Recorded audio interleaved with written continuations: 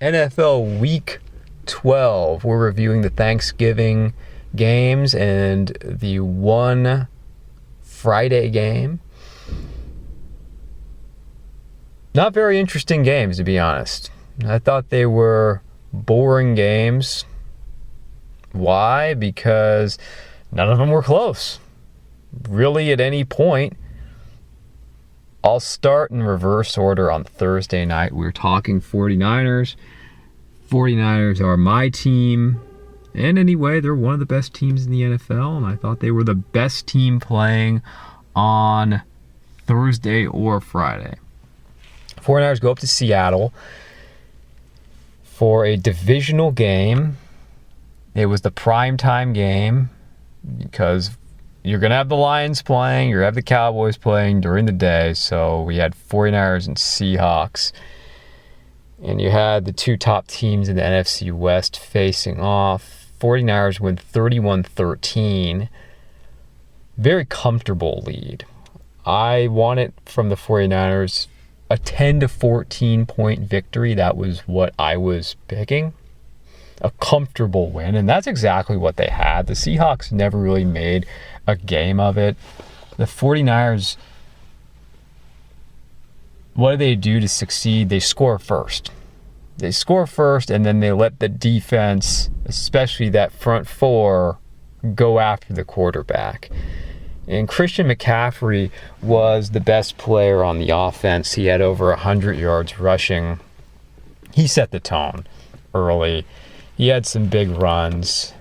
Deebo Samuel had a good first half. Brock Purdy, for the most part, was good, though I never felt that he was real sharp.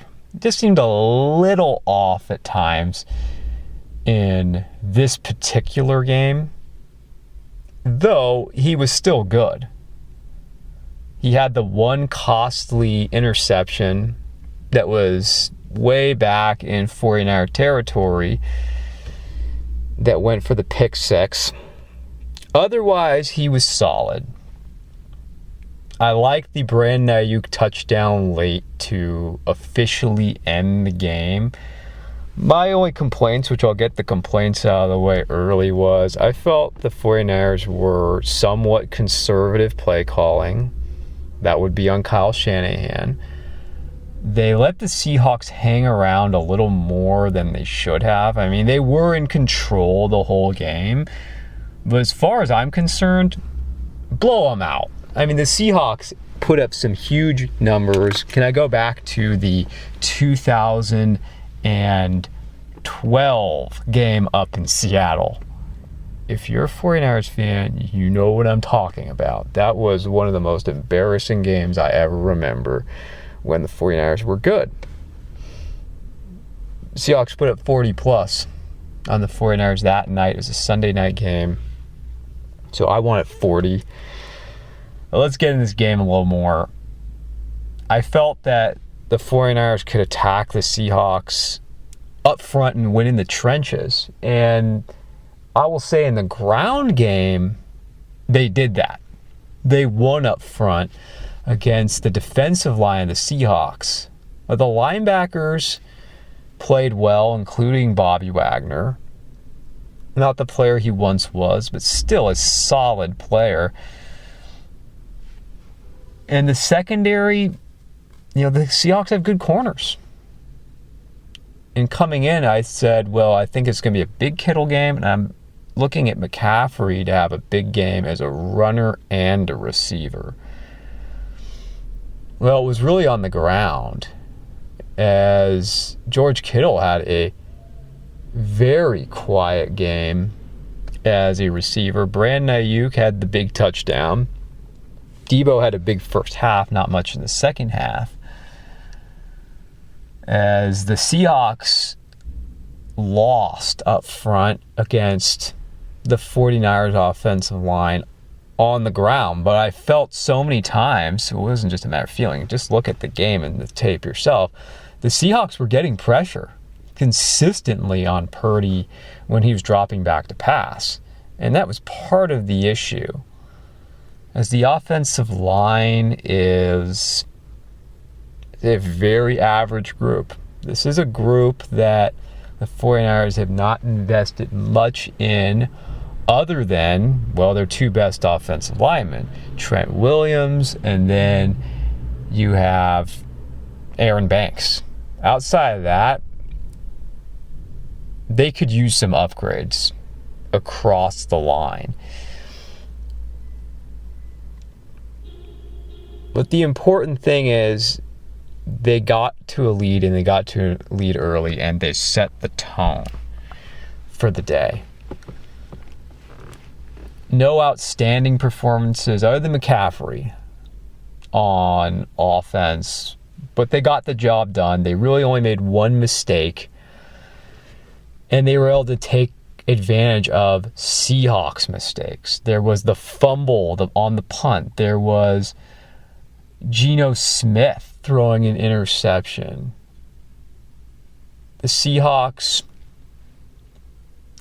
weren't able to get anything going really until the third quarter on offense, as the defense was outstanding. As you know, the only touchdown the Seahawks got was off the interception, the Purdy interception, and then they had a short field on their first possession because the kick return in the first quarter. I don't put that in the defense. The defense was excellent. They gave up some yards on the first drive in the second half in the third quarter. But the defensive line, they were getting pressure. They're getting pressure early, and they just shut the Seahawks down. I mean, Bosa looks fresh. He looks more like Nick Bosa from last year. Chase Young wasn't even in that much either. If you watched, I don't know what was going on, but I didn't see a lot of Chase Young, which tells me it's not just a matter of Chase Young being in there, that Bosa, this just looks like a fresh, healthier, stronger, more consistent Nick Bosa like we had last year. He had a good game. He had a sack, a pair of half sacks, so 2 sacks total, 5 quarterback hits. Hargrave was good. Armstead. I mean, it was just the whole line throughout the evening, whether it was the first guys or it was the second team defensive line, they won on defense. Linebackers, more of a quiet game from the linebackers. Greenlaw, Warner, I have to applaud the secondary. And it's hand in hand. You know, if you get a good pass rush and you're getting pressure with 4, it's going to help the secondary. And I have to point out, too, I like what Steve Wilkes has been doing, moving Nick Bosa around. And when Chase Young's been in there at the same time, they've actually had them on the inside. And they put Hargrave, I believe, Hargrave's sacks came when he was actually on the outside at end. So they actually just reverse them. So they put Armstead, who's played outside before, on the end, and Hargrave on the end, and then they put Bosa and Young inside. It's just giving them different looks, and that's become something that defensive coordinators are doing more of. Well, where are you coming from? Where's the pressure coming in from? And attacking. Well, the big matchup, I thought, coming into the game for the 49ers defense was Metcalf versus Ward. As Ward played very well in the couple of games during the regular season, both here in Seattle. You know, he got beat in the playoff game. Bad. It was before half last year, but overall he's played very well against DK Metcalf one-on-one, and his best game, I think, considering the quality of the opponent and the receiver in DK Metcalf, his best game of the year. I'd say that from Ward. And Jair Brown, his first start at safety, and it was a quiet night. And if it's a quiet night, that means he did well. There were no blown coverages. And some of these changes they've made on defense, including Ambry Thomas, continue to help the D. A little less zone, more man defense, mixing up the blitzes, mixing up the looks up front with the defensive line. I'm liking it. And you know who's a real weapon that we got to bring up too is Wishnowsky. As a punter, I mean, he has been about as good as a punter could be. I have my concerns about Moody because he really hasn't been tested since Cleveland with, 40 plus yard field goals, but he's made everything he's had to. But Wishnowsky is a real weapon at punter. They talked about that during the broadcast, and he deserves some credit. Well, I have to say, the curse is over. The Seahawks owning the 49ers, as the 49ers couldn't win up there for years, and a lot of it was Russell Wilson. Can't deny it. But it was 12, 13, 14, 15, 16, 17, 18. They won 7 straight years. The 49ers lost 7 straight years in Seattle. They won in 19, and they lost in 20 and 21. So it felt like a curse. And it was the last place you really want to go. A house of horrors for the 49ers. So many primetime games, and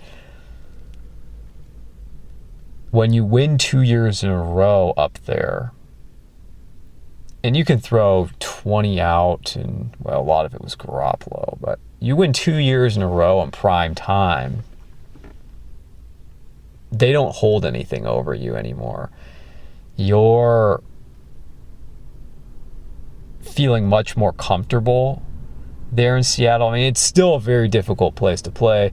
There's the noise, but there are more 49er fans there than you used to see. There is a 49er presence with fans.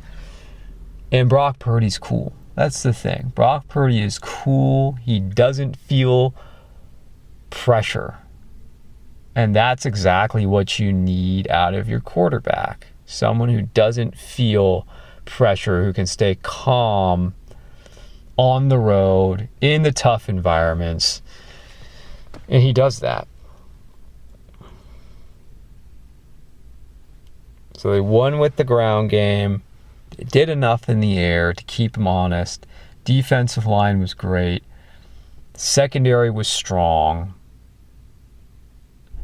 And other than the kick return, good special teams, especially punting with Wishnowsky. And those uniforms. I have to say this too, that everyone, 49er fans, love the white on whites. I like them too as an alternate. The Seahawks, never wear those neon uniforms again. I think I saw it on somewhere, one of their feeds saying, whoa, we're 5-1 where we wear all neon. Well, you lost, and you lost by double digits at home against your rival. You don't ever need to wear those ugly things again. Bury them for good. Burn them. They could have worn their turnbacks. The blue jerseys, the silver helmets, the silver gray pants. No, they went with the ugliest thing they could have worn. Last year on the Thursday night game, it was the neon tops and the blue pants. This year they just went for even uglier. Okay, you can just get rid of all those. Never want to see them again. But this was a real blow. Okay, I'll get past the uniforms. This was a real blow to the Seahawks, and they have a tough schedule coming up, and it's not going to be easy for them getting into the playoffs. This win for the 49ers is the win that, just about locked up the division for them, because they're going to face the Seahawks again in 2 weeks. Here, you end it with that. You win the division with a win against Seattle in 2 weeks in Santa Clara, not San Francisco. They have games against the Seahawks. The Seahawks have games against the Cowboys. They have another against the 49ers. They have the Eagles. It is not easy. Actually, a lot of the NFC teams don't have easy schedules coming up. They have some challenging games, and we're going to find out how good these teams are.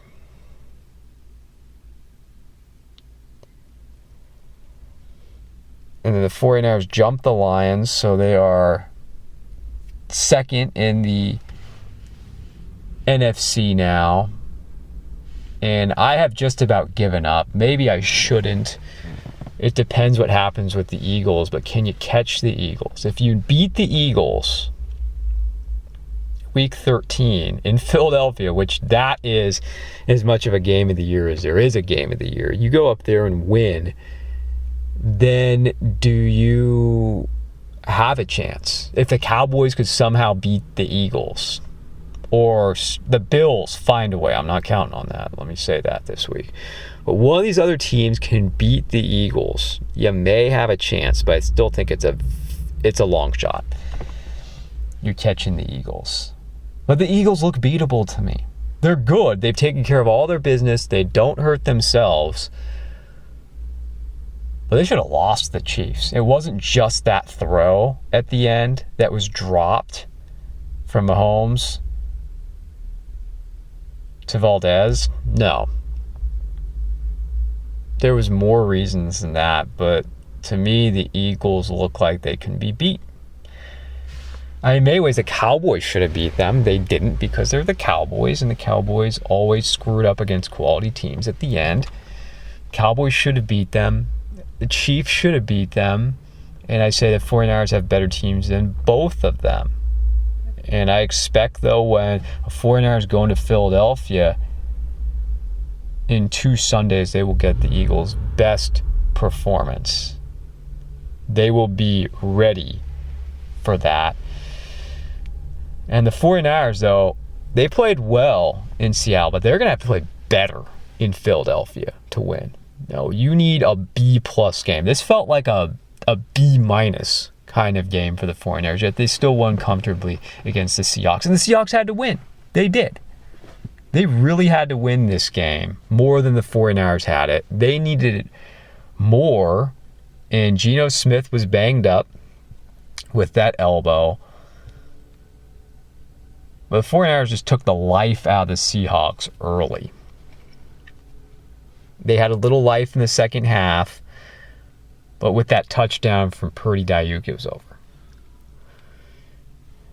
Okay, so second Thanksgiving game. Do I need to say much? I'll give the Cowboys credit. They are playing good football, yet they still have not beat a good team. They have not beat a team with a winning record to this point. They have 8 wins, and you go down the schedule, they are all losing teams. And do I need to sit down and bow down to the Cowboys like all the stations are doing? No, I don't. Yes, they're playing good football. Dak Prescott looks good. Fine, but what are they going to do against the Bills, the Dolphins, the Eagles, and the Seahawks? Let's see it. Prove me wrong. They haven't done it so far. I would not be surprised they go 2-2 in that 4-game stretch. Put them on the road, see how they do against real competition, because they haven't been tested. And when they have been tested in the past, they lose. Eagles, 49ers, they haven't been tested against teams that will fight them and hit them in the face. And I was screaming when I saw the schedule release, because I went to the Thanksgiving games, like, okay, what do we have? What do we have here? Commanders? You kidding me? You're giving the Cowboys the Commanders of all the teams in their division? And then I'm looking at, the Commanders team, and I'm like, oh yeah, that's going to be a real great game. And now you take Chase Young out of the picture, you take Montez Sweat out of the picture. They're not even on the team anymore. Oh, this is an easy win for the Cowboys. I'm surprised they let the Commanders hang in as long as they did, and then, they dominate the second half, especially the fourth quarter. But this was a lousy game, and they can't give the Cowboys a real competitor. They try all they do not to give them a real competitor on Thanksgiving. Because again, the Giants last year played as well as they could, and they weren't supposed to be that good. Right? And the Commanders lost to double digits to the Giants in DeVito the week before. It's a bad football team. Okay, the Cowboys win, and you can only win the games that are on your schedule. But beat one of these quality teams. Beat a quality team or two, especially on the road. Show me that. Lions and Packers. Very disappointing for the Lions. It was just so Lions. You know, I've said last week the Lions are doing un-Lions-like things, meaning they're winning games they shouldn't. Well, they blow it on national TV, Thanksgiving, and it felt like more of your typical Thanksgiving Lions performance. They come in, though, as a favorite, but when you just look at what was on the field, the Packers were the better team, like they almost always are in Thanksgiving games against the Lions, and many times they've faced each other. Jordan Love, I haven't been a fan of Jordan Love, but I can't take it away from him. He played well. Jordan Love had a very good game. He's put two good games together, and Jared Goff's had two disappointing games. You know, I feel like when I'm looking at the Lions, they've gotten the best out of Jared Goff, haven't they? But we haven't seen those bad Jared Goff games that you'd get. He'd get on a streak of a couple games where he would just be bad with the Rams, if you remember. And I've been waiting for that to happen. It hasn't happened. Well, now it's happening.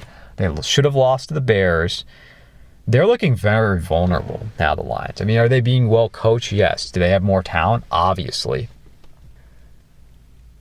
They got blown out by the Ravens. They won a shootout against the Chargers, who are so poorly coached. They should have lost to the Bears at home, and then they lose the Packers. And it wasn't even as close as the score indicated. It really wasn't. It was a pretty uncompetitive game. I mean, they're still in a good spot. They should win the division. They need to start playing better again and make some adjustments. They have some time off to do that. And you're looking at the big game that's coming up between the 49ers and the Eagles. It was a good time for the 49ers to get a few extra days for that matchup against the Eagles. And that was my comment I meant to say about the Eagles and Chiefs too. Both those teams certainly could have played better. Eagles win. It could have gone either way, but both teams would say, well, we have room to improve. And they're both the top seeds. And they do look vulnerable and they do look beatable to me. You've seen multiple teams go into Kansas City and beat the Chiefs this year. You respect the Chiefs, but no one's fearful of the Chiefs anymore. That's what's different. Sunday's games, not very interesting to me. I think it's, as I said at the beginning, you have so many of the big teams have already played. And what's left on the slate? Not a lot. 49ers, Cowboys, and Lions. And then even the Dolphins. That game yesterday was, once we saw Aaron Rodgers was out, all the national games with the Jets, who cares? It was uncompetitive. The Dolphins, like the Cowboys, they take care of their business. They look good on the road. The Jets, the black on blacks, come on. In the 49ers Seahawks, it was a color rush, but all black for Black Friday. Ha ha ha. They look terrible. And they played terrible. I really don't think you could put much on Robert Saleh, but the Dolphins win. They do what they need to. But the Dolphins have some big games coming up, and we'll see how good the Dolphins are and if they can beat some of these better teams. I mean, they have a big game coming up that will decide the division likely, well, maybe, against the Bills. at home, and then they have the game against the Cowboys. And that really will tell us a lot about that. I have that game circled on my calendar, the Cowboys-Dolphins game, because they're both the same. They can't beat the big boys to this point. Who's going to win that one? And when you get really physical with the Dolphins, what are they going to do? I mean, I love watching them. I love the speed as much as the next guy. But how will they handle playing against the Chiefs again? Because the Chiefs have improved their defense. If you didn't see that on this past Monday, take notice of it. The Chiefs have really improved significantly on defense. They are a better all-around team, and they don't give up easy points. So the season's really come together for an exciting final month or so with big games. And you look in the NFC, it's Eagles, 49ers, and Cowboys right now. Those are the three best teams. Yet I say the 49ers and Cowboys, the 49ers and Eagles are clearly the best two teams. Then I would put the Cowboys in a secondary level, or the next tier down. And then I would put everybody else until the Lions start playing better. So Eagles, 49ers, those are the top two teams, I would say, in all of football. In the AFC, I'd still go with the Chiefs. We'll see how the Ravens look without Mark Andrews.